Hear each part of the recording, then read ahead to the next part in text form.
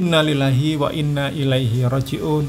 AR berumur 14 tahun, santri pondok pesantren Nurul Abror Al-Rohbaniyin Banyuwangi yang menjadi korban pengeroyokan, kini meninggal dunia pada Kamis 2 Januari 2024. AR meninggal setelah 6 hari koma di ruang ICU RSUD Blambangan. Kapolresta Banyuwangi Kombes Pol Rama Samtama Putra menjelaskan, korban meninggal pada pukul 13.30 WIB. Jenazah korban akan dipulangkan ke Kabupaten Buleleng, Bali. Rama sempat menemui keluarga korban sesaat setelah korban dinyatakan meninggal dunia. Kepada keluarga korban, Kapolresta memastikan proses hukum berjalan sesuai dengan aturan undang-undang yang berlaku. Dalam kasus ini, polisi telah menetapkan 6 orang tersangka yang merupakan senior korban. Mereka adalah HR berumur 17 tahun, IJ 18 tahun, MR 19 tahun, S 18 tahun, WA 15 tahun, dan Z 18 tahun. Seluruhnya sudah kami tahan, ujar Kapolresta Banyuwangi. Dengan meninggalnya korban, konstruksi hukum dalam kasus tersebut juga akan berubah. Para korban akan dikenakan pasal 170 tentang pengeroyokan yang menyebabkan korban meninggal dunia. Sebelum meninggal, korban AR sempat dirawat secara intensif di RSUD Blambangan. Ia diketahui mengalami mati batang otak. Pihak rumah sakit segera melakukan tindakan operasi emergensi sesaat setelah korban tiba di rumah sakit. Setelahnya, korban dirawat di ICU hingga meninggal dunia. Selama di ICU, korban bertahan hidup dengan bantuan alat pernapasan dan alat-alat lainnya. Yang terjadi di salah satu pesantren, korban anak Indonesia AR tadi hari ini yang 13 dinyatakan meninggal dunia. Maka sekali lagi proses hukum masih terus berjalan terhadap para pelaku. Dari beberapa hari yang lalu sudah kita tetapkan tersangka dan sudah dilakukan penahanan.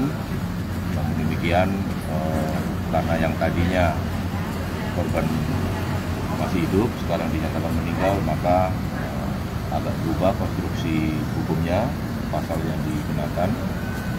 Ini proses masih berjalan. Korban dinyatakan meninggal karena apa, Pak? Ya, untuk sementara kita juga masih menunggu hasil visum ya.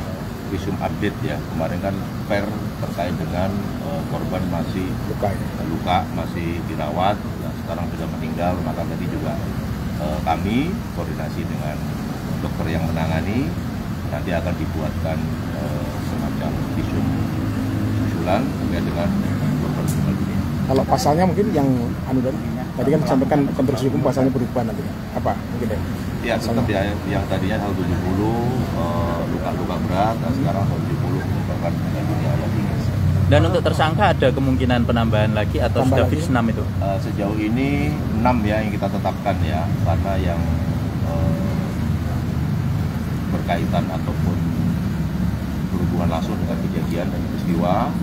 Tetapi kita masih terus melakukan pendalaman terkait bagaimana dari sisi pertanggungjawaban pesantren begitu. Dan tadi bertemu dengan orang tua korban, apa yang disampaikan kepada Pak Kapolres?